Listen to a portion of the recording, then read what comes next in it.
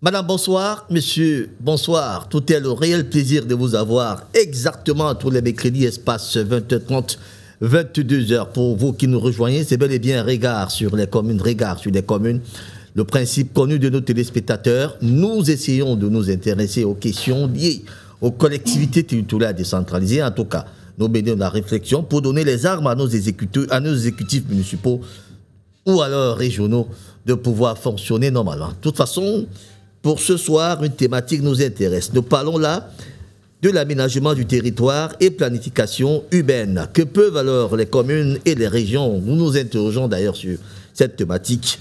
Et bien sûr, pour y aller, un panel aussi consistant pour la circonstance, nous allons rejoindre ce soir. Vous êtes bel et bien au studio 101 de la maison de production de Dash TV. Nous émettons depuis Douala au Cameroun, c'est le 325 pour ceux qui nous reçoivent sur Canasat.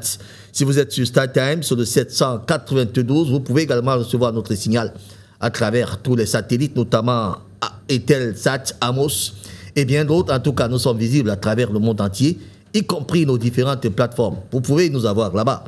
Alors ce soir, pour mener la réflexion, ils sont là. Ils ont tous répondu présents à notre appel. Nous allons commencer par les tout nouveaux qui nous rejoignent sur ce plateau. À mon extrême droite, Jinjo Armel, ingénieur de génie civil, directeur d'ailleurs du bureau d'études des ZAP Services, nous rend visite ce soir. Monsieur l'ingénieur, bonsoir. Bonsoir, monsieur Raoul Pépin. Bonsoir, chers copanélistes. Bonsoir aussi à tous vos téléspectateurs. Vous avez dit bonsoir à tous vos amis qui vous regardent en ce moment. Oui, bonsoir à ma famille, bonsoir à tout le monde. J'espère que madame est en train de vous regarder avec un sourire très ravissant. Hein. Je l'espère bien, je l'espère bien. Elle regarde son mec à la télévision et se dit, ben, écoutez, j'ai épousé le plus beau des hommes. Vous savez, les femmes, elles savent nous vanter, elles savent aussi nous insulter. Hein. Okay, c'est vrai, c'est vrai. Ça, c'est logiquement. En tout cas, on va dire bonsoir à votre dame qui vous regarde en ce moment, peut-être avec toute votre famille. Merci de nous rejoindre sur ce plateau. En tout cas, vous avez l'expertise nécessaire pour mener à bien cette thématique. Voilà pourquoi nous vous avons convié à cette réflexion. Vous êtes ingénieur de génie civil, directeur du bureau d'études des ZAP Services. Je crois que je ne me suis pas trompé. Effectivement, c'est ça ma casquette. Un autre plateau, nous y sommes encore avec un autre ingénieur sur ce plateau, effectivement, lui aussi nous a rejoint tout nouveau, aussi dans le cadre des regards sur les communes à mon extrême gauche d'ailleurs.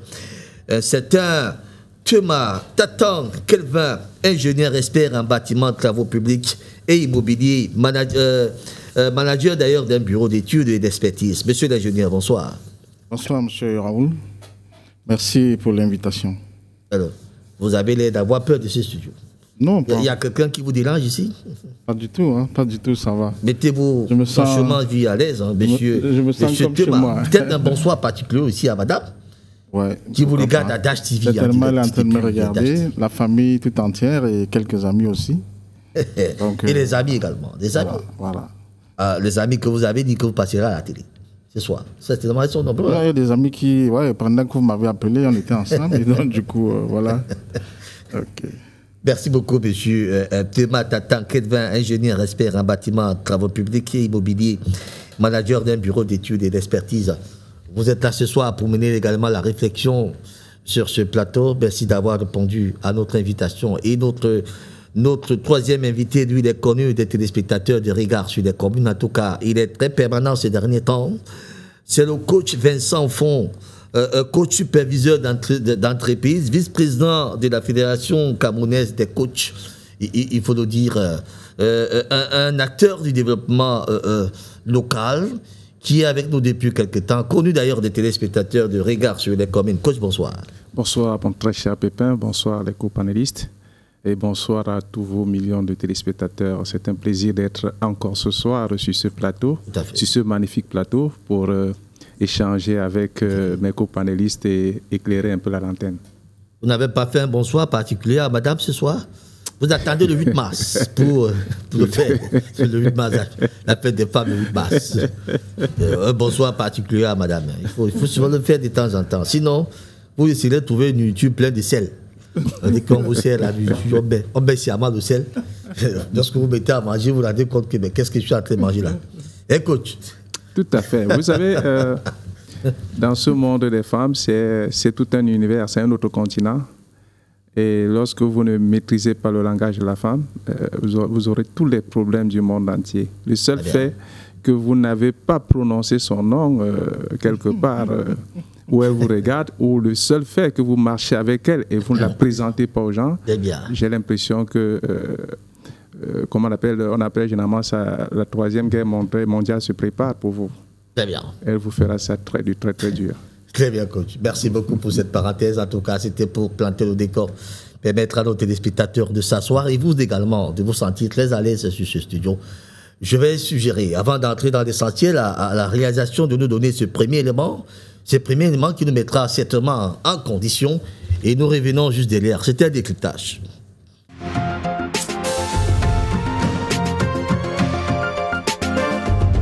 L'aménagement du territoire est l'ensemble des actions publiques menées afin de réaliser un développement équilibré des régions et mieux organiser l'espace français. Aménager le territoire est une nécessité car il existe de nombreuses inégalités entre les régions françaises. Les activités économiques se concentrent sur certaines parties du territoire, comme la région Île-de-France ou les grandes aires urbaines, telles que Bordeaux, Marseille ou Lyon. Ainsi, Paris les 15 plus grandes métropoles représentent 51% du PIB et 43% des emplois. A l'inverse, certaines régions sont à l'écart des activités économiques. Il s'agit essentiellement des régions montagnardes et rurales. Il est donc indispensable de rendre ces régions plus attractives. L'aménagement du territoire se fait à différentes échelles. À l'échelle nationale, c'est l'État qui décide des grands projets d'aménagement dans des domaines variés comme la santé, l'éducation ou encore la création de pôles de compétitivité. Mais depuis les lois de décentralisation de 1982-1983, ce sont surtout les collectivités territoriales qui réfléchissent et organisent l'aménagement du territoire. Les collectivités territoriales se répartissent en 3 échelons, la région, le département et la commune. En juillet 2016, l'État a ainsi donné des responsabilités aux métropoles dans l'aménagement du territoire. Celles-ci peuvent décider d'aménagements culturels ou scolaires, par exemple, et réorganisent les réseaux de transport. De la même manière, des contrats de ruralité ont été mis en place afin d'aider les zones rurales à trouver des partenaires et faire aboutir leurs projets, comme la mise en place de cinémas itinérants ou des maisons de santé pour les communes éloignées d'un centre hospitalier. L'aménagement du territoire touche aussi les territoires ultramarins. Pour ces territoires, les aménagements sont spécifiques. L'éloignement, le relief ou encore le climat font de ces régions des zones toutes particulières. On parle de territoires ultra-périphériques, c'est-à-dire des territoires marqués par un éloignement de la France métropolitaine. Ce sont aussi des terres où l'économie est plus en difficulté. Le chômage y est souvent plus élevé, ce qui peut créer des tensions, comme ce fut le cas au printemps 2017 en Guyane. C'est pourquoi le but des aménagements consiste essentiellement à la continuité territoriale. Les prestations sociales et les services doivent être les mêmes qu'en métropole. Des aides particulières sont réservées aux territoires ultramarins. En conclusion, l'aménagement du territoire a 2 objectifs. Rendre l'ensemble du territoire français compétitif dans un contexte de mondialisation et offrir les mêmes services à toute la population du territoire, comme le transport qui doit permettre de desservir l'ensemble de la France.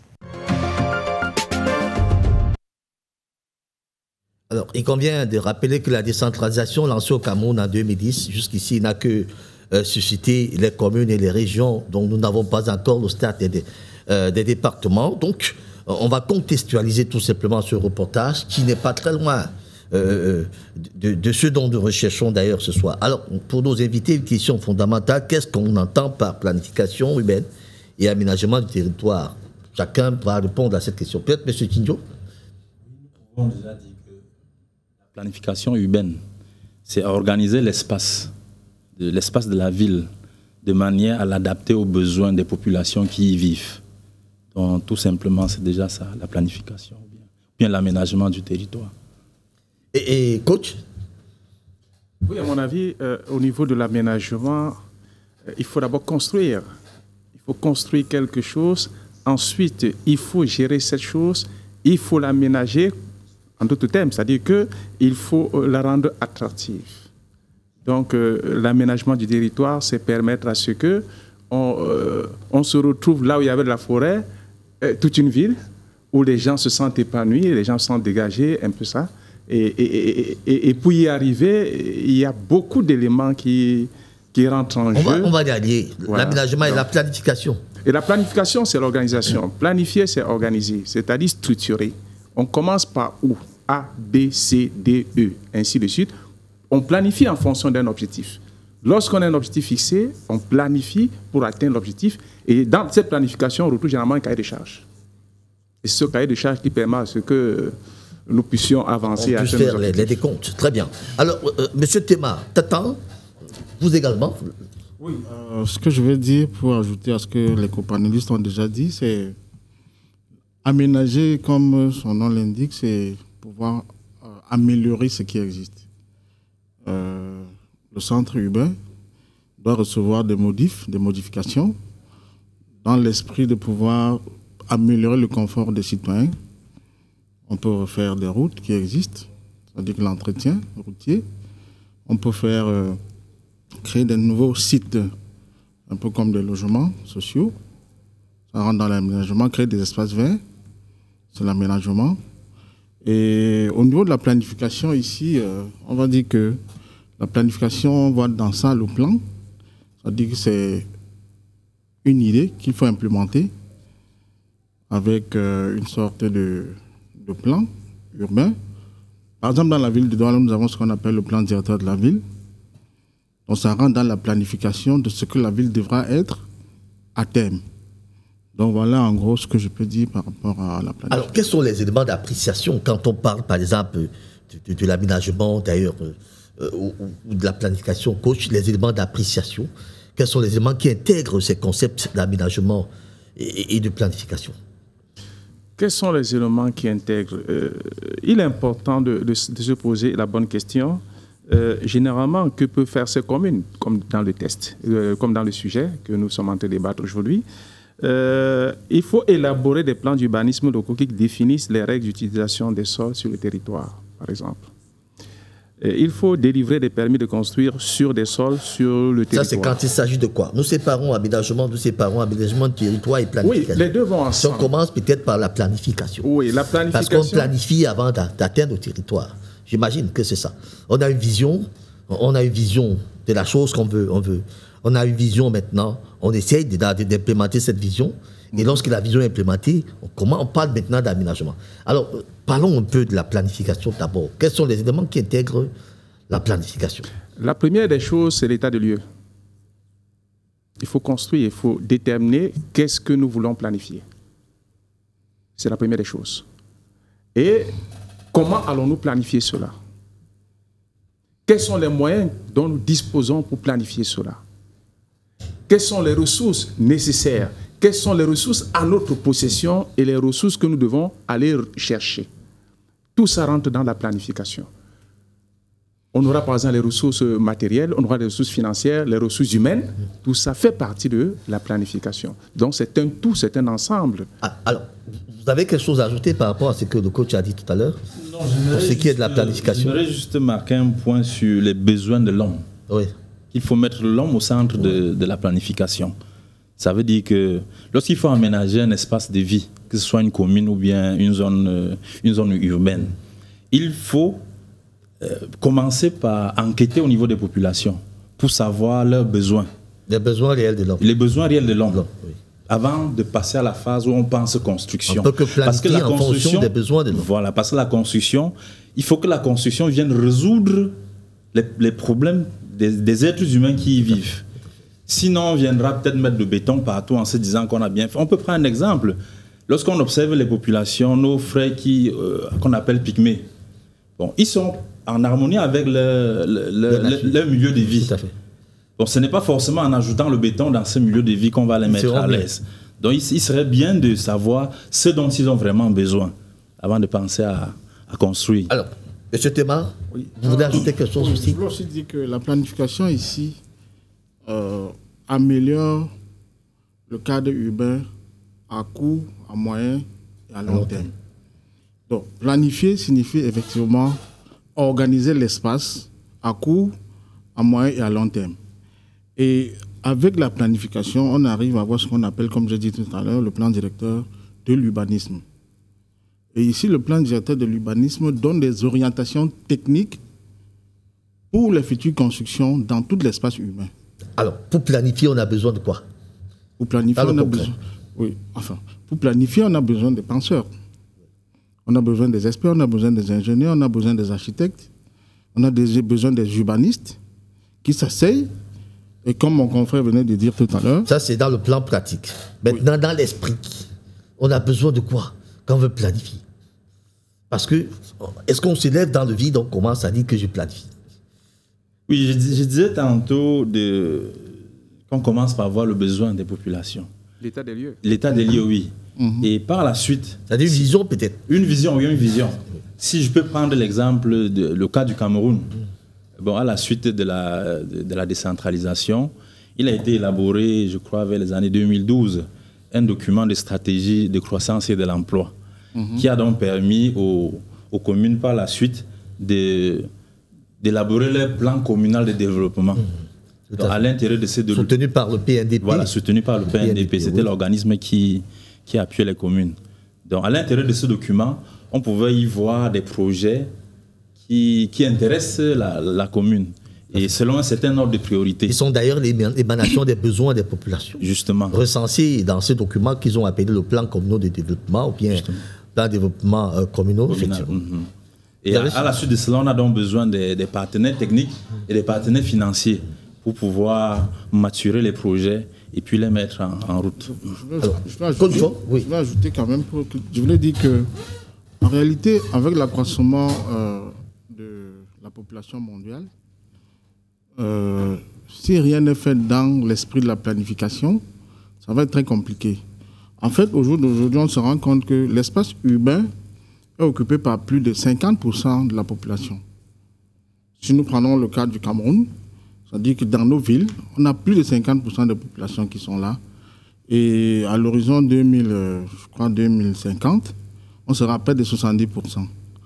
Alors, si on ne planifie pas l'espace, si on n'organise pas l'espace urbain, ça va être très compliqué. Très compliqué. Les gens vont construire dans les marécages comme ils le font même déjà. Voilà. Tous les espaces seront occupés, on n'aura même plus où mettre une maison. On va regarder, ça fait partie des problèmes liés, n'est-ce pas, au manque de vision dans ce sens-là. On y revient. Restons un peu dans l'esprit des planifications, ce qui rentre dans la planification. Quels sont les éléments qui concourent à ce qu'on planifie, coach? Oui, comme je l'ai si bien dit, on commence par un état des lieux. On se dit quelle est la situation actuelle. Et ensuite, on se fait des projections. D'ici, par exemple, 10 ans, 15 ans, 20 ans, quel sera, par exemple, le nombre d'habitants dans tel quartier? Est-ce qu'on aura encore ce type d'espace ou quoi? Est-ce qu'il faut délocaliser des personnes? Est-ce qu'il faut créer d'autres espaces? Ainsi de suite. Donc, on part d'un besoin et ensuite, ce besoin provient d'une vision qu'on a au départ. On part d'un besoin, on adapte sa vision et on se pose la bonne question. Alors, qu'est-ce qu'on fera d'ici 5, 10, 15, 20, 25 ans? On anticipe. Ce qui fait que vous verrez que peut-être il y a en l'an 2000, peut-être 10, on avait prévu que dans tel endroit, il y aura ceci, cela, cela, cela, en fonction de ce qu'on avait comme la vision au départ. On se dira par exemple que, bon, ok, je prends le quartier par exemple de Bonabéry. Bonabéry, par exemple, en 2000, on a peut-être moins d'habitants là, mais on se dit, avec ce qu'on observe, le flux de migration de part et d'autre, on peut se retrouver à une certaine population de 10-15 ans assez élevée. Et qu'est-ce qu'on fait? Est-ce qu'on a planifié les constructions? Est-ce qu'on a planifié les routes? Est-ce qu'on a planifié l'électrification? Est-ce qu'on a planifié l'eau? Est-ce qu'on a planifié même les aires de jeu? Ainsi de suite. Donc, tout ça va là-dedans. À tout cela, à ces planifications, s'accompagne donc maintenant l'aménagement. Alors, voyons donc aussi l'aménagement. Quels sont les éléments qui concourent dans l'aménagement d'un espace, d'un territoire par exemple? Dans l'aménagement d'un espace, il y a d'abord principalement les infrastructures publiques. C'est d'abord ça qu'il faut mettre en priorité. C'est-à-dire les routes, comme le frère disait tout à l'heure, les routes. Tout ce qui est comme les espaces administratifs. Donc c'est ça qu'il faut d'abord construire en priorité. Il faut aménager peut-être des quartiers administratifs, des quartiers populeux. Oui, des quartiers résidentiels, oui. En tout cas, des aires de jeu, peut-être, qu'est-ce qu'on dit, des espaces verts. Oui. Alors, si vous permettez, ce que je veux dire, c'est l'aménagement ici, pour faire très simple, c'est pouvoir créer des cadres de vie décents pour la population. Alors, dans la ville de Douala, si je prends l'exemple de la ville de Douala, nous voyons qu'il y a un besoin réel des espaces de loisirs. C'est un aménagement qu'il faut faire. Il y a des espaces de loisirs, il y a des aires, comme vous avez parlé des aires de jeu tout à l'heure, il y a des espaces verts qu'il faut aménager, il y a des jardins publics qu'il faut créer, il y a des logements qu'il faut aussi penser à créer. Il faut faire ce qu'on va appeler les voies de desserte. Les voies de desserte, ici, pour dire quoi? Si nous avons, par exemple, des localités comme, comment on appelle ça? La localité qui vient du côté de PK, les PK, là. C'est Yabassi, par exemple. On doit faire des voies de desserte parce qu'il y a des produits agroalimentaires qui viennent de ce côté. Si on n'a pas aménagé les routes par lesquelles ces biens-là vont arriver dans la ville, c'est un problème. Ça rentre dans l'aménagement. Il faut entretenir des voies urbaines existantes qui sont en dégradation et créer des nouvelles. Tout ça rentre dans l'aménagement du territoire. Bon, voilà en gros ce que je pouvais dire pour le moment par rapport à cet aspect de choses. Tout à fait. Alors, vous souhaitez continuer? Vous souhaitez continuer? Non, ce qui m'est venu à l'esprit, c'est de signaler que pour notre cas, s'il faut parler de vraiment notre cas, il y a un problème que je peux déjà signaler, c'est la réaction tardive lorsqu'on parle de l'aménagement. C'est-à-dire, en général, dans nos villes, les populations s'installent d'abord et puis les infrastructures viennent après. Ce qui fait donc qu'il y a une difficulté de remettre tout, un certain laxisme. Oui, de remettre tout dans l'ordre. Un immobilisme des pouvoirs publics. Des pouvoirs publics, oui, c'est ça. Qui, généralement, n'agissent pas tant. Et laissent d'ailleurs pourrir la situation avant de révéler. Code fond. On vous écoute maintenant. Oui, je prendrai un cas très, très évident. Vous verrez des personnes qui aujourd'hui, on leur dit qu'ils ont construit sur des terrains appartenant à l'État. Quelqu'un vous dira que je suis là depuis 25 ans, depuis 30 ans, et il a même un titre foncier en passant par là. Et nous comprenons qu'il y a un problème. Tout à fait. Il y a un problème de gestion de cet espace. Il y a un problème d'aménagement, c'est-à-dire qu'il y a un problème de discipline même dans une organisation parfaite. Parce qu'en réalité, on devrait organiser les choses telles que lorsqu'on arrive, on sait où construire, où ne pas construire. D'autres vont construire sur les drains. Et ils vont te dire qu'ils ont un titre foncier sur les drains. Alors le problème, c'est à quel niveau? Est-ce que c'est au niveau de la personne qui construit ou encore c'est au niveau de la personne qui devrait, le gendarme du lieu, pour dire non, ici on ne construit pas, tu veux construire, voilà, c'est à ce niveau. Et pour construire, voici ce qu'on a besoin que vous puissiez remplir comme obligation. Voilà un peu le problème. Donc au niveau de cet aménagement, lorsque l'État se retrouve confronté, parce qu'au départ, il n'y a pas une certaine rigueur, une certaine discipline, elle est obligée de se réveiller peut-être à 2 heures du matin, commencer à casser les quartiers. Hein? Et la population met les mains aussi sur la tête. Donc, ni l'État, ni la population, ni l'État n'a pas tort, ni la population aussi n'a pas tort. Si l'État a tort, la population aussi a tort. Parce que quand la population venait s'installer, automatiquement, l'État devait réagir. Qui délivre ces titres fonciers sur des espaces publics? Qui?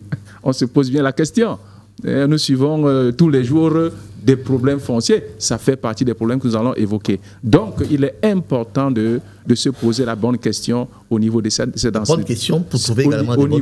décentralisation. Est-ce que nous avons changé de mentalité? Est-ce que nous avons appris de notre passé? Est-ce que nous avons travaillé sur notre nouvelle manière de faire? Est-ce que nous avons travaillé sur cette discipline personnelle? Est-ce que nous avons travaillé sur la planification, sur l'organisation et tout cela? On va y arriver. Coach, vous allez très vite en besoin. On va y arriver. Je souhaite que nous puissions aller progressivement pour que les téléspectateurs qui nous suivent soient satisfaits de cette émission. En tout cas, vous avez de la matière grise nécessaire pour y arriver. Alors, nous parlons d'un projet de territoire et d'aménagement Et tout le monde est d'accord ici que c'est une initiative qui devrait être en principe planifiée, concertée, visant d'ailleurs à définir une vision globale, effectivement, du développement d'un territoire spécifique. Ça peut être un espace, ça peut être une région, ça peut être un territoire spécifique, ça c'est clair, on n'en discute pas. Mais lorsque vous faites la parallèle donc, avec tout ce que vous dites et ce que nous constatons donc, maintenant dans nos villes, nos localités, nos communes, est-ce qu'il y a ressemblance? Est-ce que ça ressemble à tout ce que vous êtes en train de dire là maintenant? Maintenant, le constat doit être clair. Est-ce que ça ressemble à tout ce qu'on est en train de dire? Donc, n'ayez pas peur, ne marchez pas les mots. Parce que si vous marchez les mots, vous n'aidez pas ces gens-là. Monsieur Didio, est-ce que ça ressemble à ce que nous sommes en train de dire? Non, sincèrement, on est quand même obligé de dire qu'il y a un problème au niveau de l'aménagement de nos villes. Pour le cas de la ville de Douala, par exemple, il y a des quartiers où l'architecture urbaine montre qu'il y a eu une pensée. Mais ces quartiers-là, c'est des anciens quartiers. C'est peut-être Deido, Bonacriso. Ou populaires, je ne sais pas comment on les appelle. Après, maintenant, les quartiers populaires n'ont pas bénéficié de cette idée de planification. C'est-à-dire, c'est ce que je disais tout à l'heure, les populations se sont installées, comme bon leur semblait, anarchiquement très souvent. Et c'est par après que l'autorité vient essayer commencer à vous déguerpir. Déguerpir, oui. De réguler. Essayer de réguler. Donc, c'est cette façon de faire qu'on devrait. Ça veut dire qu'il y a eu au départ un problème de planification, d'aménagement aussi. L'État n'a peut-être pas pensé, ou bien les collectivités territoriales décentralisées. Ceux qui étaient là, ou ceux qui gèrent ces choses jusqu'ici n'ont pas encore pensé ça. Monsieur Thomas, est-ce que la parallèle existe? Quand vous regardez ce que vous êtes en train de dire là maintenant, et ce que nous vivons là tous les jours ici à Douala, pas seulement Douala, hein. Yaoundé, Bafoussam, Bertois, je ne sais pas où, Mayo, Makba, ou encore Bonali, ici, Konsamba, c'est pratiquement les mêmes problèmes. Je pense simplement que nos collectivités territoriales décentralisées essayent de faire des choses, mais je crois que s'il faut évaluer ce que ces collectivités font, à date, on va dire qu'ils n'ont pas peut-être qu'il faut d'abord évaluer. Ils n'ont pas encore atteint les 10%. Évaluons d'ailleurs la difficulté. On vit dans quel contexte? Peut-être qu'il faudra déjà commencer par évaluer le contexte dans lequel nous vivons. Oui. C'est-à-dire que ces villes-là sont construites dans quel contexte? Sont construites comment? Disons que sur le plan de la planification, on va quand même dire qu'on a beaucoup échoué sur ce plan-là. La planification n'a pas été effective. Comme il a si bien dit tout à l'heure, il y a quelques quartiers dans la ville de Douala qu'on a l'impression quand même que ça a été pensé. En l'occurrence, Makepe, quand tu te tiens à Makepe au jour d'aujourd'hui, avec les qualités des routes qu'on a là-bas, et les îlots, les lots de maisons et tout ça, tu as l'impression quand même que ça a été pensé. En dehors de Makepe, à Douala, je ne vois pas un autre espace qui est pensé véritablement comme ça. Les maisons sont construites n'importe comment. On a même à se demander souvent si les gens ont eu le permis de construire, ou ils sont allés à la communauté urbaine pour demander ne serait-ce qu'un certificat d'urbanisme qui spécifie, qui donne les modalités, les règles d'urbanisme à respecter. Vous allez voir une construction qui est faite pratiquement à nez de la chaussée, alors que les règles d'urbanisme exigent qu'il y ait un recul minimal de 3 mètres. Donc il y a ce problème-là, en gros, qui se pose dans presque toute la ville, hein, on va le dire. Si vous êtes au niveau de Aqua, vous allez bien vous rendre compte, je vais dire ça et je vais citer, presque dans tous les quartiers de la ville, les règles d'urbanisme ne sont pas respectées. Pour faire plus sérieux, d'ailleurs mal connues des populations. Pour faire plus sérieux, si on veut avoir une urbanisation normale à Douala, on va tout raser en fait. Parce que c'est très compliqué. Il va falloir tout casser. Oui, il va falloir tout casser. Commencer le reclassage. Je n'exagère pas. Tel que je vois, parce que quand on vous parle de recul de 3 mètres par rapport à la voie publique, je ne vois aucun édifice en plein aqua, Bonanjo et tout ça qui respecte ces règles. Je ne vois pas. C'est sérieux. Alors, Coach Fong, dans la même logique, comment se présentent ces villes? Quel est le constat qu'on peut faire immédiatement au premier vue? S'il faut parler de constat, il faut relever les problèmes. Et je prendrai simplement une image.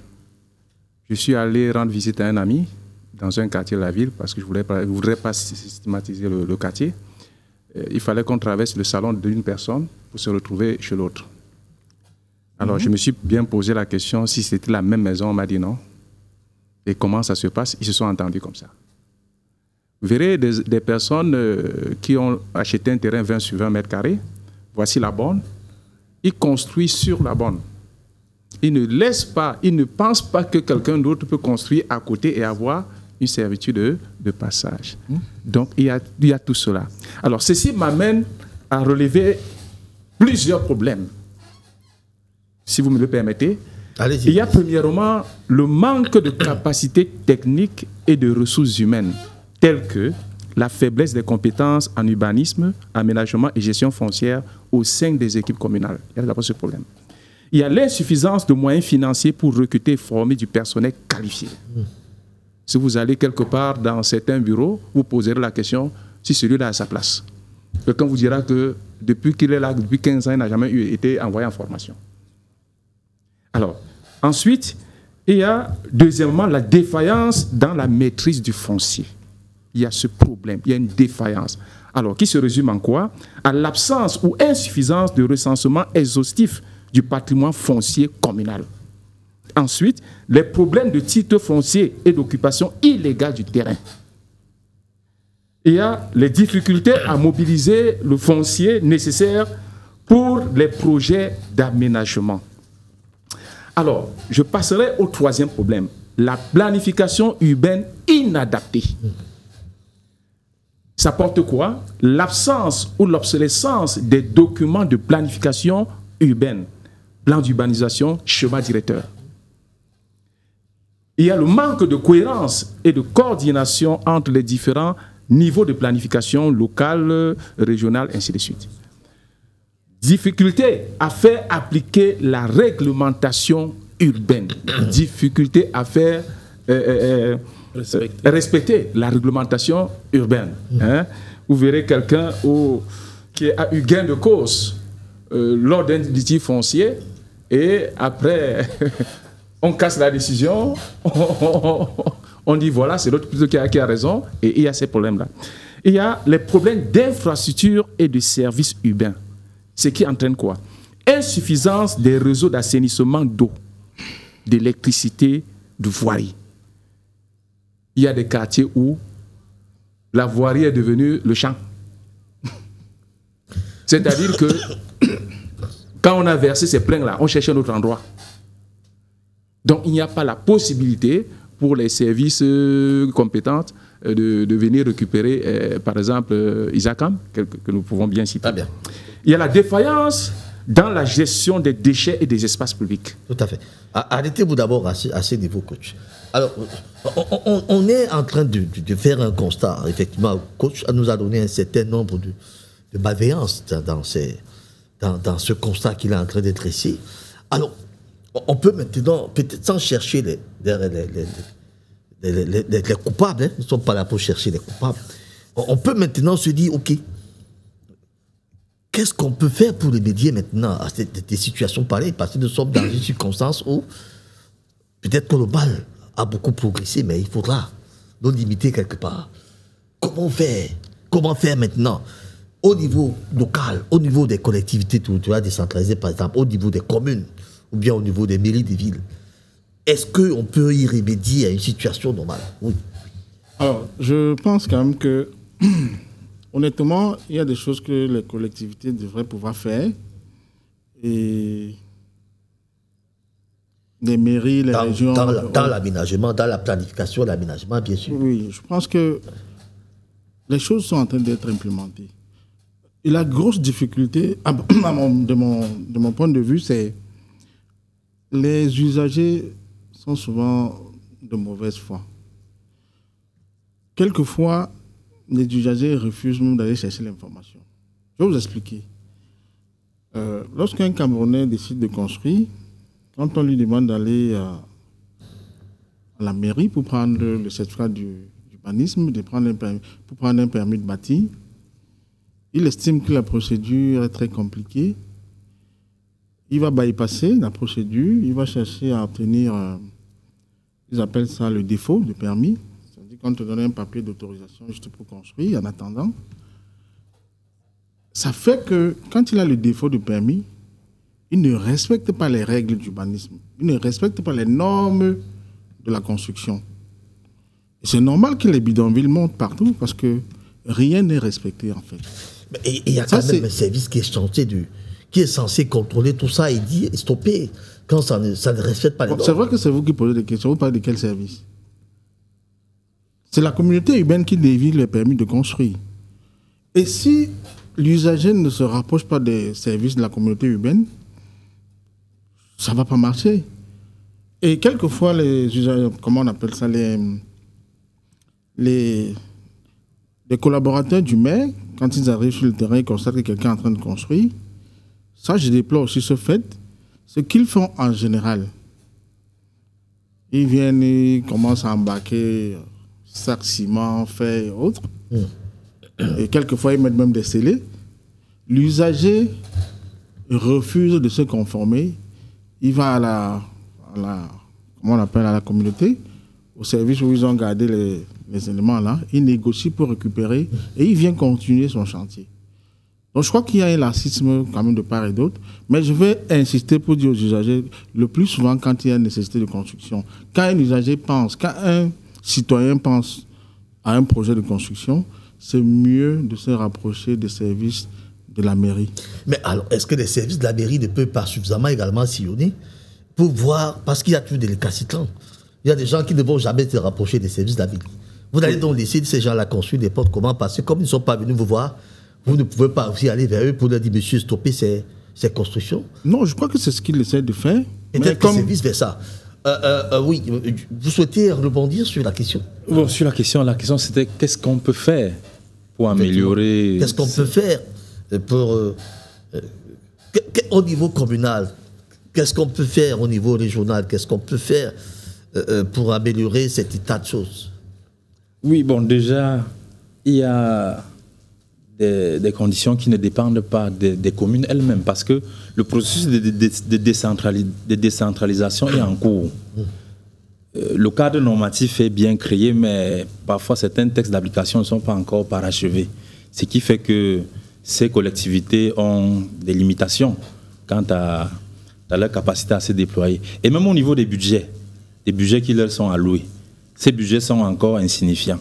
Dans l'ordre, peut-être pour ce qui est du budget d'investissement public, peut-être de l'ordre de moins de 10% qui sont alloués aux communes. Donc dans ces conditions, les communes ne peuvent pas faire grand-chose pour l'instant. Vous êtes en train de dédouaner ces communes. Pourtant, elles ont suffisamment une bonne marche leur permettant de faire. Comme elles ne peuvent donc pas faire grand-chose dans l'État, on dit que les communes n'existent plus. Les communes n'existent plus. Et puis maintenant, non, c'est pas... La décentralisation, là, ça s'arrête. Et puis, l'État, on continue avec l'État central. C'est ce que vous voulez dire? Non, c'est pas ce que je suis en train de dire. Pourtant, il y a de la matière. Est-ce que tout demande nécessairement des gros moyens? Non, les questions que nous sommes en train de poser demandent des gros moyens. Lorsqu'il faut faire des infrastructures comme les routes, ça demande des gros moyens. Et il faut encore savoir si les routes qui sont classées... Vous avez une mairie comme celle de la ville de Douala. Vous n'avez pas dit que la mairie de la ville de Douala n'a pas ces gros moyens. Avec les travaux qui sont en train d'être entrepris là tous ces derniers temps, c'est des gros moyens, énormément d'ailleurs. Vous n'avez pas mis, il y a des communes qui sont presque comme des communautés urbaines. La commune de Bamayo, par exemple, c'est pratiquement l'ossature d'une communauté urbaine. Mais ça reste commune, donc vous n'allez pas me dire que cette commune ne peut pas faire des travaux aussi intéressants. Donc, je crois qu'il y a le problème, peut-être c'est ailleurs. Coach Vincent Font. Oui. Le véritable problème, c'est nous-mêmes. Notre pire ennemi, c'est d'abord nous-mêmes. C'est-à-dire qu'on a un problème. Nous-mêmes, c'est quoi? Moi, je ne me retrouve pas dans cette histoire de pire ennemi. Hein? J'ai dit le pire ennemi. La personne. Nous-mêmes, c'est qui? J'ai dit encore, la personne avec qui vous devez vous mesurer, c'est vous-même.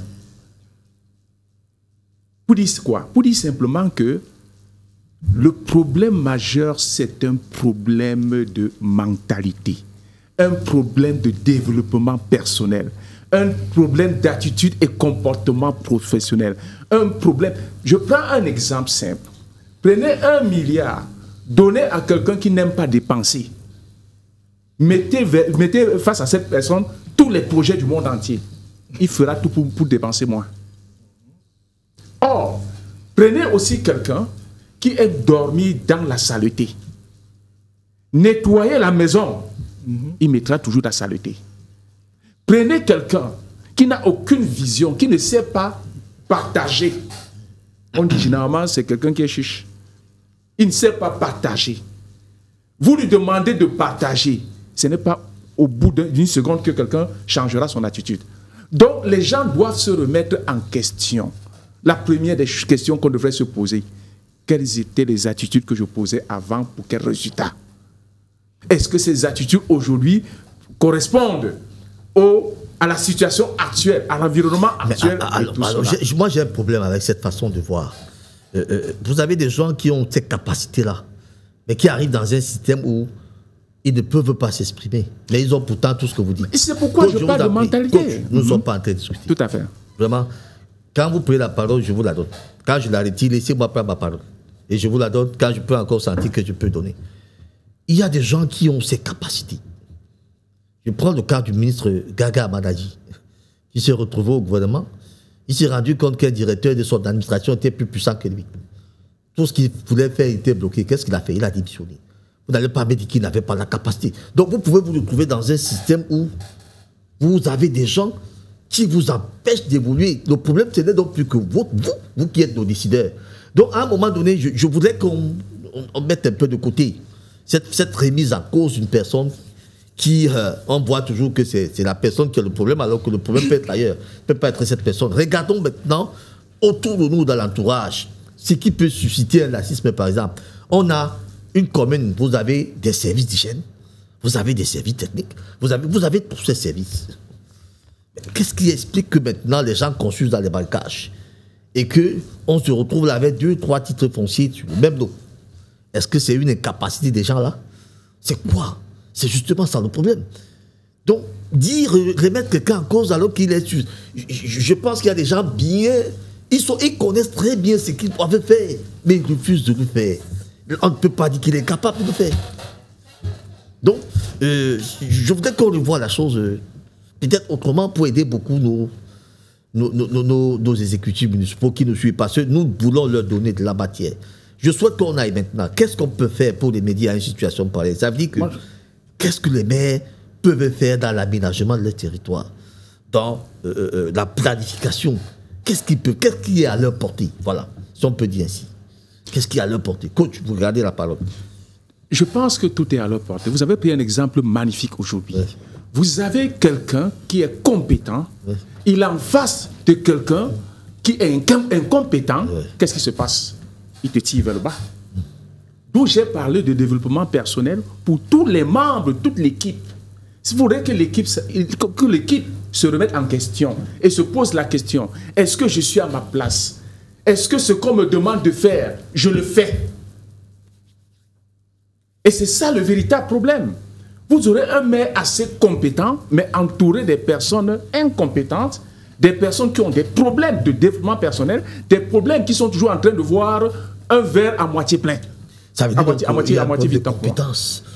Il y a un problème de compétence. Il y a tout ça. Bon, ce que je voulais dire, Raoul, c'est...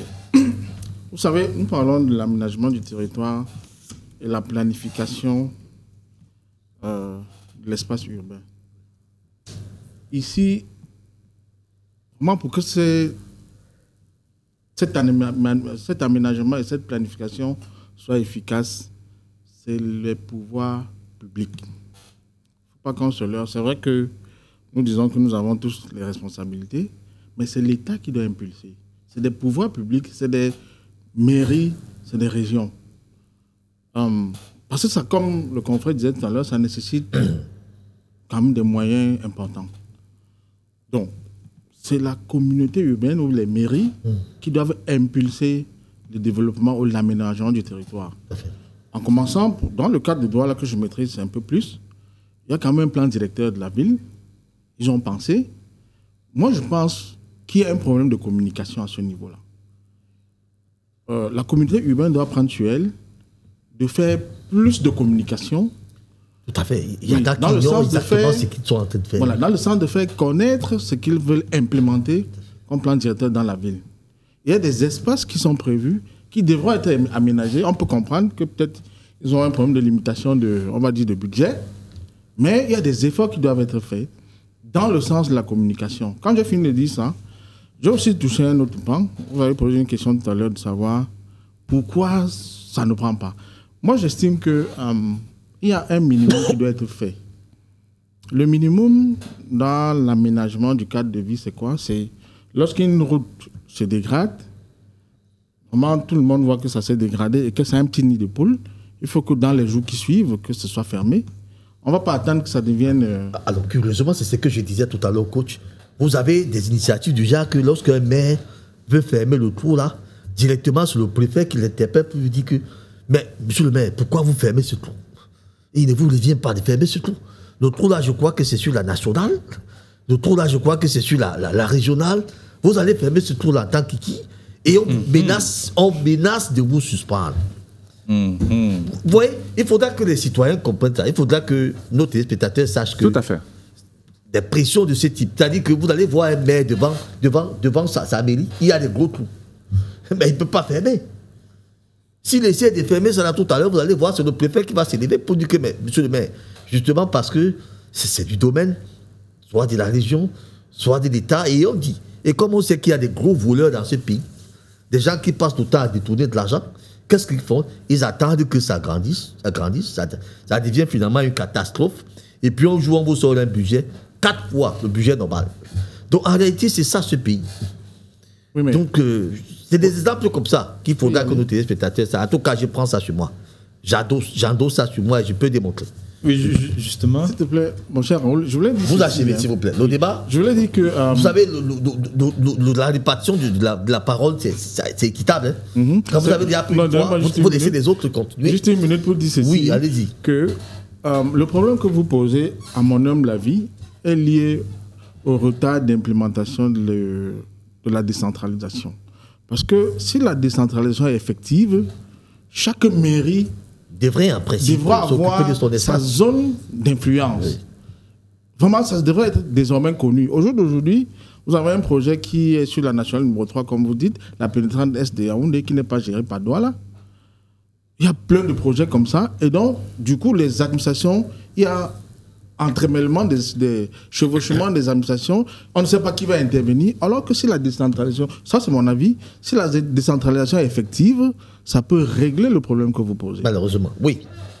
Oui, bon, je voulais juste réappuyer ce point parce que j'ai commencé tout à l'heure et j'ai eu l'impression que vous ne m'aviez pas compris. Heureusement que vous êtes revenu dessus par la suite en disant, bon, il y a cette pesanteur-là qui pèse sur les communautés territoriales décentralisées. C'est-à-dire que le processus de décentralisation n'est pas encore parachevé.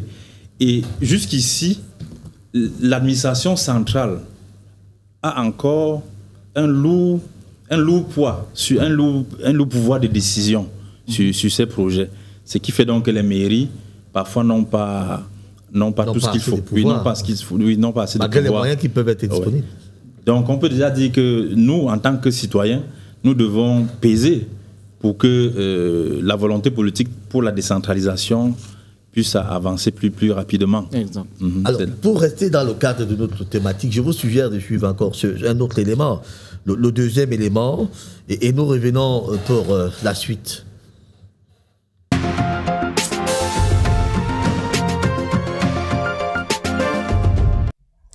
Aménagement du territoire et environnement, planification urbaine, on va aborder maintenant les principes. La planification spatiale. Par planification spatiale, on désigne l'ensemble des règles contraignantes qui encadrent l'initiative humaine sur le territoire. C'est-à-dire que quand on fait de la planification spatiale, on va cadrer ce que va faire l'être humain sur un territoire et ne pas le laisser faire ce qu'il veut, mais plutôt canaliser ça par rapport à des choses qu'il pourrait faire, à des choses qu'il serait interdit qu'il fasse. Nous aborderons ici 2 normes constitutives de cette planification urbaine qui sont les plans qui sont, comme leur nom l'indique, plus sous forme graphique et règlements qui sont beaucoup plus sous forme écrite. Et les plans et règlements sont bien sûr susceptibles d'être périodiquement révisés. Ils ne sont pas immuables.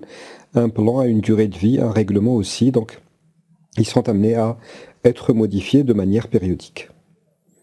Les plans ou schémas. Alors les plans, regardez ici qu'on aborde tout d'abord la notion de plan et pas de schéma. Les plans sont une famille de documents qui cadrent l'usage et l'organisation d'un territoire. Ce sont des documents graphiques, comme leur nom l'indique, auxquels on joint des notes littérales. Un plan, par exemple, qui s'intéresse à une zone historique. Puis on a un certain nombre de documents graphiques qui retracent l'historique de cette région. On doit avoir un écrit qui explique exactement comment s'est faite l'analyse, quels sont les principaux éléments indiquant l'analyse de cette zone, quels sont les principaux édifices, les principales places, etc. À ne pas confondre entre note littérale et règlement qui est un document tout autre. Pour cela, ils peuvent constituer une restriction au droit de la propriété. C'est-à-dire que dans une propriété, si ma propriété se trouve dans une zone couverte par un plan, eh ben, je ne peux pas faire ce que je veux, je dois m'aligner, je dois respecter ce qui est écrit dans ce plan. Ce sont des outils d'aménagement à caractère rigide, cette notion de plan. Et on dit qu'ils sont opposables au tiers. Alors il ne faut pas prendre le mot opposable au tiers mot à mot et chercher chaque mot ce qu'il veut dire. Il faut la prendre comme une expression juridique qui signifie ils font force de loi. Quand on a un plan qui est approuvé, un PDAE, un plan directeur d'aménagement d'urbanisme, ou PDO, comme certains l'appellent, et ben c'est lui qui fait force de loi et je suis obligé de l'appliquer. Je ne peux pas m'en détacher. Maintenant, essayons un peu de voir plutôt les schémas. Les schémas ne sont pas opposables au tiers. Un schéma est un document graphique accompagné aussi de notes littérales explicatives qui orientent la planification d'un territoire. Ils sont beaucoup plus à caractère d'orientation. Ils donnent le cadre stratégique de développement, les enjeux, les objectifs ainsi que les principes et orientations d'aménagement et sont flexibles. Regardez sur le schéma de droite, on a peut-être des centres, l'un plus important que l'autre déterminé par la taille du cercle, et puis des flèches, des relations, des rapports, des zones couvertes. C'est plus une affaire de stratégie. Cette zone-là doit s'étaler vers tel ou tel élément. On doit relier ces deux centres, on doit créer un axe de transport entre ces deux éléments et ils ne sont pas purement dans le détail. Et on imagine bien, vu la différence entre les deux, que les schémas sont beaucoup plus d'échelle territoriale nationale ou de grandes échelles et que les plans sont beaucoup plus d'échelle limitée au niveau d'une commune. Peut-être c'est beaucoup plus le plan qui va jouer qu'un schéma. Les règlements. Alors les règlements, c'est une deuxième famille de documents qui cadrent l'usage et l'organisation d'un territoire. Il s'agit de documents composés de clauses contraignantes à caractère technique. C'est vraiment des clauses, c'est de la rédaction, c'est écrit, qui s'imposent aux constructions, aménagements ou toute forme d'intervention spatiale sur un territoire donné. C'est plus cité sous forme d'articles, article 1, article 2, article 3, etc. Et ces règlements sont complémentaires au plan. Peut-être que dans un plan, on a limité la hauteur et on a dessiné un trait qui dit pas plus de 2 mètres. Et ben, va falloir l'écrire que la clôture ou le mur de clôture ne doit pas dépasser les 2 mètres, mais que parfois les poteaux ou certains éléments de ce mur de clôture pourraient dépasser les 2 mètres, mais ne doivent pas dépasser les 2 mètres 20, etc. Ça peut être des petites décorations au-dessus du mur de clôture. Donc souvent, ça s'accompagne. On ne peut pas comprendre un document graphique tout seul, et parfois on ne peut pas comprendre un document écrit tout seul, et souvent c'est la liaison entre les deux qui permettent une meilleure explication, vu que l'urbanisme est une science de l'aménagement, donc on ne peut pas l'expliquer uniquement par un document graphique ou uniquement par un article. Les plans et règlements. Dans les instruments d'urbanisme, on retrouve un peu la combinaison suivante. Document graphique, avec des notes littérales, des explications, plus le règlement, ça nous donne un instrument d'urbanisme. C'est le cas du PDO, c'est le cas du POS. Document graphique plus note littérale, on a dit que ça s'appelait plan. Plus le règlement, ça donne un instrument d'urbanisme. Si je prends le PDAU ou le PDO, c'est document graphique plus des rapports écrits plus le règlement. Dans les schémas, est-ce que c'est la même chose ? Eh ben, dans les schémas, c'est la combinaison suivante des schémas qui sont accompagnés souvent. Peut-être une réaction sur ce plateau déjà ? Quelqu'un veut réagir ? Personne ne veut réagir. Très bien. Alors, parlons un peu des plans. Des plans, c'est qu'on appelle plan d'urbanisme. Plan d'urbanisme. Et on dit d'ailleurs que ces plans servent pour la plupart de définir les règles d'agencement du territoire ou au niveau local. Ils fixent d'ailleurs des zones constructives, effectivement, des espaces verts ou encore des infrastructures de transport. Ça, c'est des plans d'urbanisme. C'était pas ça? Si. Alors, est-ce que vous avez comme impression que cette notion collabore avec le fonctionnement de nos collectivités territoriales décentralisées, notamment les communes et les régions qui peuvent quand même étendre leur espace? Vous avez dit tout à l'heure que Douala, si on ne pense pas Douala, ça veut dire qu'on peut aller créer Douala à EDEA, peut-être même après EDEA. Il y a possibilité de penser ça ici. Non, disons que tout à l'heure, lorsque j'ai présenté les difficultés qu'on a dans la ville de Douala, par exemple, je disais qu'il y a la région, le Makepe, qui est assez bien tracé. Ça veut dire que ça avait été pensé. Makepe? Oui. Vous parlez de quel Makepe, M. Soke? Non, Makepe, je ne sais pas comment on l'appelle, mais... Quel Makepe? Makepe, c'est un quartier qui est suffisamment bien tracé. Je connais Makepe que vous dormez là-bas, les moussis vont vous tuer. Bonabou, ça dit aussi, est suffisamment bien tracé. Oui, c'est vrai qu'il y a Makepe, Misoke, dont vous parlez là, qui a beaucoup de difficultés. Mais ça, ce n'est pas seulement pour Douala, mais ce que je voulais dire, c'est que si les collectivités territoriales décentralisées sont vraiment un peu strictes, parce que quand vous parlez du plan directeur de la ville, ça existe. Le plan directeur de la ville de Douala existe. Il faut tout simplement que les pouvoirs publics, les mairies, soient un peu plus fermes pour amener les usagers à les respecter. Je crois que si on arrive à ce niveau-là, voilà, il y a ce que les citoyens doivent respecter, mais il y a ce que ces mairies même doivent faire. Non, ce que je dis, c'est... Ce ne sont pas les mairies qui font les traçages, ce ne sont pas les citoyens qui font les traçages, qui tracent des routes, ce ne sont pas les citoyens qui mettent de l'eau, ce ne sont pas les citoyens... Je crois qu'il y a un aménagement de ce type-là qui doit d'abord remonter pour que les populations viennent maintenant constater qu'il y a quelque chose de celui qui est en train d'être fait. Exact. Comment on va demander aux populations de se substituer maintenant aux collectivités territoriales décentralisées? C'est peut-être trop leur demander. Il y a comme impression que vous avez tendance à dédouaner ces collectivités territoriales décentralisées pour dire que ce sont les populations qui sont assez bêtes. Je ne le dédouane pas, je dis encore ce qui est. Chacun doit être à sa place. Votre question, c'est un peu... me demander de porter un seau de sable, aller verser sur le trou qui est sur la voie publique. Alors que tout le monde passe par là et personne ne se pose la bonne question. Pourquoi on en arrive là? C'est-à-dire qu'il faut changer de mentalité. Il faut que les gens apprennent à aimer leur pays. J'ai l'impression qu'il y a des gens qui fonctionnent par embuscade. Quand c'est chaud, ils te disent que non, je fonce ailleurs. Or, nous, les habitants de la zone, nous sommes délaissés à nous-mêmes. Pour aller, par exemple, de Douala en Konsamba, vous mettez 4 à 5 heures. Alors que c'est une voie où vous devez faire maximum 2h30 ou 3h. Mais 4 à 5 heures, comme si vous partez de Douala pour Yaoundé. Il y a des moments où vous partez de Bonapuzo pour Makepe, vous tapez 1h30. Tout à fait. Et même les décideurs passent par là. Mais je me pose bien la question. Il ne sait pas si en passant par les ferment les yeux. Ou ils pensent qu'ils sont dans l'avion. Et c'est ça. Donc c'est pourquoi je parlais qu'il faut changer de mentalité. Il faut apprendre à aimer, apprendre à voir l'autre sourire. Qu'est-ce que je peux faire pour l'autre avant de se poser la question? Eh bien, il va vous dire, ok, je change de mentalité. Maintenant que ma mentalité a changé, qu'est-ce que je dois faire comme travail? Mais très simple, il a une feuille de route, il sait ce qu'il doit faire. Très bien. Alors, pour y aller concrètement, on a dit tantôt qu'il y a des plans directeurs de la ville de Douala, mais ces plans sont obsolètes. C'est des plans qui demandent à être actualisés. Il y a de nouveaux quartiers qui sont nés tout récemment, qui continuent de naître. Il y a de nouveaux quartiers qui naissent un peu partout. Donc, si vous prenez les plans qui sont disponibles là maintenant, vous ne verrez pas ces quartiers. Donc, ces plans doivent être forcément mis à jour. C'est ça que le maire peut déjà faire. C'est trouver les partenaires techniques, ou bien s'ils ont les compétences, je pense qu'ils n'en ont pas assez. Trouver même des compétences extérieures, des consultants ou bien des bureaux d'études qui peuvent faire ces études et mettre ces plans à jour. Et maintenant, va donc passer la phase où il faut implémenter. Et d'où on a toutes les difficultés qu'on disait tout à l'heure, les difficultés de budget. Donc. Oui. Alors, ce que je voulais ajouter par rapport à ce que j'ai dit tout à l'heure, c'est lorsque je dis que les mairies doivent être un peu plus fermes, c'était relatif aux populations qui s'installent sur des flancs de collines, dans des marécages et autres. Ça, c'est des zones qui ne sont pas constructibles. C'est-à-dire qu'à côté, nous disons qu'il faut que les mairies réalisent ce qu'on appelle des planifications et aménagent des espaces pour la population.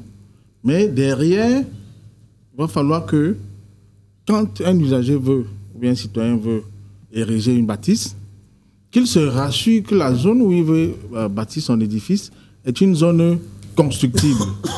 C'est de ça que je parlais en fait.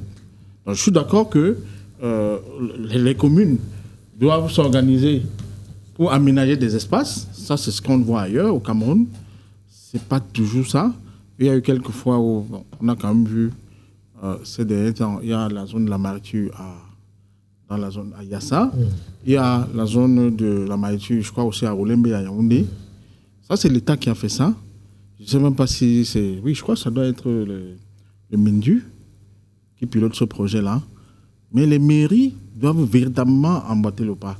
Je crois que le problème qui revient, ça va être certainement un problème de fond aussi, parce que ça nécessite des gros investissements. Mais le minimum qu'ils disposent, ils doivent se battre pour que le peuple soit quand même soulagé. Le Coupanéliste a parlé du trajet Konsamba, qu'on doit faire environ 5 heures, pour un trajet que normalement, si la route est entretenue, c'est 2 heures du temps. Donc, il y a des choses qui doivent être faites. Alors, souhaiter évoluer dans le même sens, la thématique aménagement du territoire et planification urbaine que peuvent les communes et les régions. Maintenant, on est en train de sortir, on a une vingtaine de minutes pour nous séparer.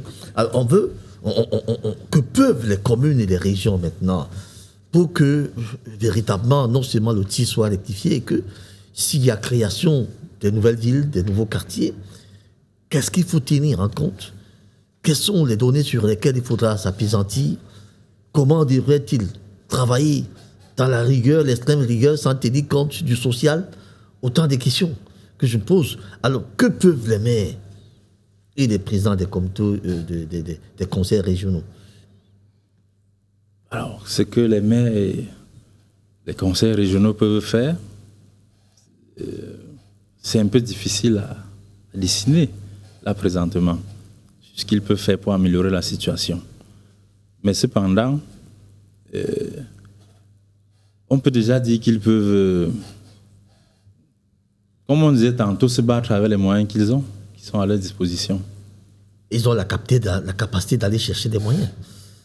Demander à quelqu'un de ne pas construire dans un marécage, ça demande quels moyens?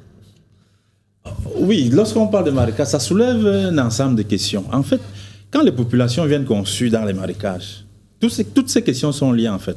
C'est que l'accès pour aller construire là où le terrain est bien n'est pas bon.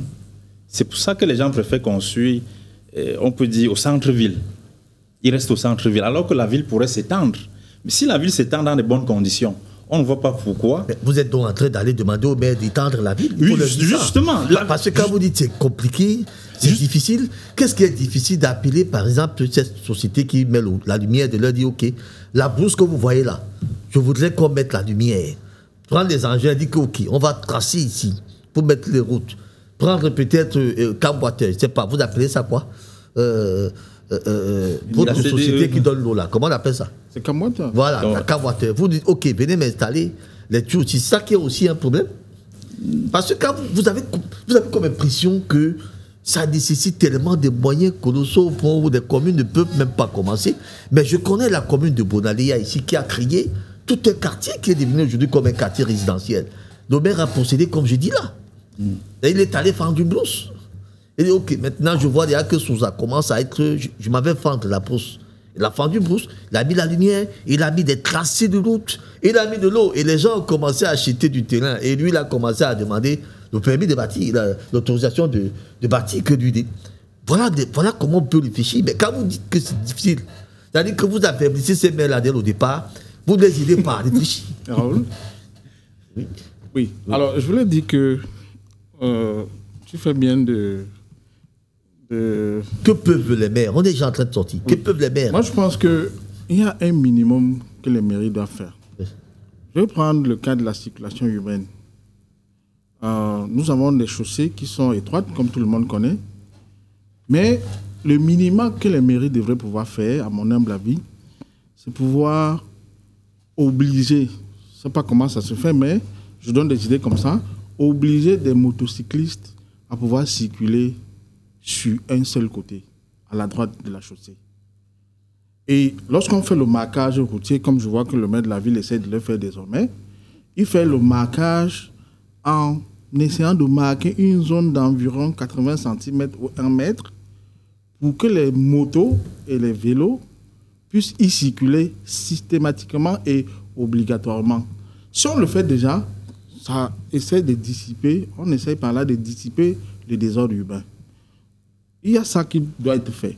Moi, j'ai vu une situation au niveau de la pénétrante est de Douala, où on a fait une chaussée qui a trois voies. La voie la plus rapide, c'est celle du milieu. Les autres voies qui sont sur les côtés sont supposées être les voies que les motos peuvent exploiter. Mais ces motos-là laissent en général ces 2 voies extrêmes pour venir où c'est supposé aller plus vite. Et personne ne les en inquiète. Moi, je trouve que c'est quand même criard. Donc, les collectivités territoriales décentralisées ont vraiment du pain sur la planche à ce niveau-là. Ça, c'est ce que je voulais ajouter. Oui, coach. Oui, je pense que ce que peuvent les maires, premièrement, ils doivent élaborer des plans d'urbanisme locaux détaillés. Détaillés en définissant l'affectation du sol, les zones constructives, les réserves foncières, les infrastructures à développer. Première étape. Deuxième étape, il faut renforcer les capacités techniques et financières à travers la formation des agents. Ce n'est plus comme avant, il faut rentrer à l'école parce que les choses ne sont plus comme avant. Il faut s'adapter. Tout à fait. Acquisition des outils d'urbanisme et d'aménagement. Mobilisation de financement adapté. Il faut créer des partenariats. Il faut assurer aussi une gestion efficace du foncier. Une gestion efficace du foncier. En faisant quoi? Inventorier leur patrimoine foncier, le gérer de manière transparente. Ensuite, impliquer les habitants et les acteurs locaux par une planification urbaine participative. Il faut impliquer la population dans cette affaire-là. Communiquer. Échanger un peu comme une tenue de palabre de temps en temps. Un peu comme des séminaires. Un peu comme des séances d'échange. Nous sommes d'accord. Il faut communiquer. Et enfin, il faut coordonner avec les autres niveaux de collectivité. C'est-à-dire qu'on travaille par notation. Il faut échanger, les échanges d'expériences. Voilà où ça marche bien et poser la question comment on fait là-bas pour que ça marche comme ça. Comme au niveau de la mairie de Bonaléa, il faut que les gens aillent là-bas voir un peu comment, en moins de temps, avec le peu de ressources qu'il a, il a pu faire quelque chose. Je vais vous dire une chose. Pour créer quel que soit ce qu'on veut dans la vie, le problème d'argent n'est pas le premier élément. C'est la volonté. Quand on a la volonté, il y a des gens qui peuvent travailler gratuitement. Tout à fait, gratuitement.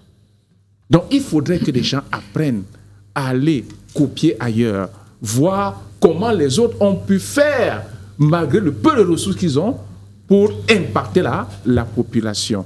C'est ça qu'on appelle généralement le benchmarking. Tout à fait. Parce qu'on est toujours en train de dire il n'y a pas de moyens, il n'y a pas assez de moyens. Et ça tue le courage. Oh, il y a des gens qui n'ont pas les moyens, mais qui font des choses magnifiques. C'est-à-dire que même le petit moyen que vous pouvez faire quelque chose avec, vous prenez, vous vous asseyez dessus. Tout à fait. Vous commencez aussi à chantonner comme les autres, il n'y a pas les moyens. Il n'y a pas les moyens. Alors que vous êtes en train de manger cet argent-là, il n'y a pas les moyens. Ça, il faut éviter ces gens-là. Ces gens-là ont tout ce qu'il faut pour aller chercher les moyens. Tout à fait. Franchement, de la décentralisation, on leur a concédé tout. Ils ont les tests, ils ont le pouvoir, ils peuvent aller chercher des partenariats, l'État les accompagne dans ce sens. Mais il est impossible, il est hors de question de penser qu'un maire qui ne fait rien, c'est parce qu'il n'a pas les moyens. Ça, c'est quand même un peu gênant, ça, d'entendre ce genre de discours. Alors, on va suivre maintenant, je vous suggère de suivre, on va plutôt prendre le dernier reportage, effectivement, le temps ne nous permet plus d'aller dans les détails. Prenons ce dernier reportage qui illustre parfaitement la prise de fonction du secrétaire général de la mairie de Bonaléa. J'ai cité d'ailleurs tout à l'heure cette mairie sur ce plateau. Le tout nouveau secrétaire général de la mairie de Bonaléa qui a pris fonction. Nous allons suivre avec beaucoup d'attention ce reportage. Nous venons pour des conclusions.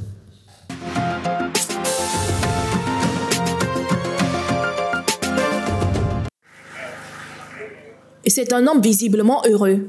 C'est le nouveau secrétaire général de la commune de Bonaléa, installé dans ses fonctions ce jeudi 8 août 2024 par le chef de l'exécutif municipal, Ernest Mpoko. La cérémonie qui me réunit ce matin, ce midi, c'est à l'occasion de l'installation officielle du nouveau secrétaire général de notre commune. Monsieur Ngo Priso Léopold, puisqu'il s'agit de lui, va succéder à Tikombo Charles, remis à la disposition de la mairie de la ville de Douala après des loyaux services rendus à la commune de Bonalea. C'est une litanie de remerciements pour moi, parce que je vais d'abord remercier le bon Dieu de m'avoir protégé, de m'avoir donné la force, la santé et l'intelligence tout au long de mon séjour ici à Bonalea. Ensuite, mes remerciements vont à monsieur le maire, monsieur Ernest Poko. J'ai beaucoup appris auprès de ce monsieur. Je suis le secrétaire général chargé de l'administration et tout, mais auprès de lui, j'ai beaucoup appris. Et malheureusement pour moi, c'est que c'est au crépuscule que je l'ai connu. Si c'était un peu avant, je sens que je devais être très outillé. Mais qu'à cela ne tienne, tout ce que Dieu fait est bon. Je remercie le bon Dieu de m'avoir pu faire travailler avec M. Mpoko Ernest. Devant une foule immense, conseillers municipaux, autorités traditionnelles et religieuses, parents, amis et connaissances, Ernest Mpoko, maire de la commune de Bonalea, a exhorté les siens à plus d'ardeur au travail et d'apporter tout le soutien nécessaire aux nouveaux venus sans manquer d'apprécier la bonne collaboration avec le secrétaire général sortant. Le secrétaire général, M. Tikombo, a rempli convenablement sa mission à Bonalea. Jovial, toujours souriant, je ne voudrais pas dire que ce sourire va nous manquer, mais je veux tout simplement dire qu'il savait être toujours disponible, s'agissant de son travail. Pas de repos donc pour M. Ngo, qui sait à quoi s'en tenir. En effet, j'ai pratiquement l'idée, à partir du moment où le maire, dans son speech, dans son mot d'installation, il a précisé les défis qui nous attendent par rapport à cette commune, cette grande commune de Bonalea. Nous allons travailler dans le sens de la collaboration, dans le sens de la franche et sincère collaboration, avec le maire qui est suffisamment expérimenté, avec le personnel. Nous allons croire que ce personnel va nous accompagner, que nous puissions accompagner également le maire pour qu'il accomplisse avec beaucoup d'aisance, beaucoup d'objectivité, ses missions d'intérêt général auprès des populations qui lui ont fait confiance. Une cérémonie de prise de fonction enrichie par la présence de Madame Isaora, sous-préfet de l'arrondissement de Fiko Bonalea. Au nouveau secrétaire général, le maire attend qu'il franchisse d'un palier, car il trouve une commune debout.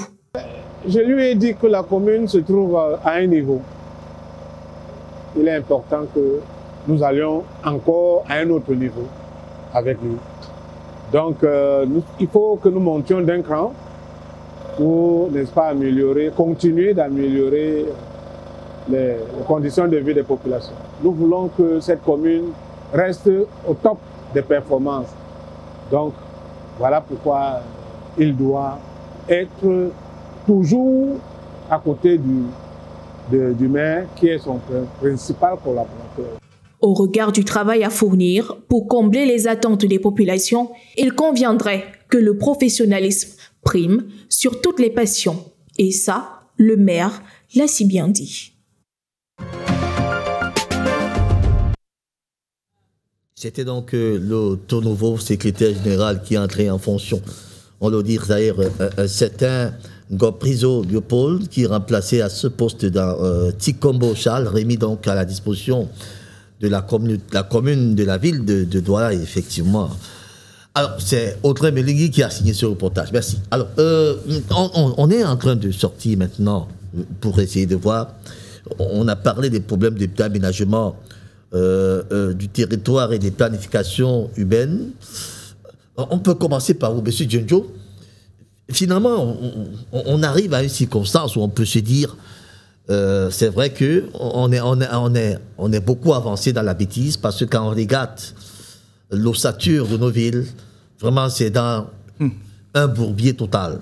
On a du mal à voir comment on peut rallonger les choses, mais est-ce qu'on ne peut donc pas étendre ces villes maintenant aller faire véritablement du travail ailleurs, pour que ceux qui viendront maintenant s'installer trouvent quelque chose de mieux et désengorger les grandes villes et leur permettre maintenant de respirer pour mieux penser.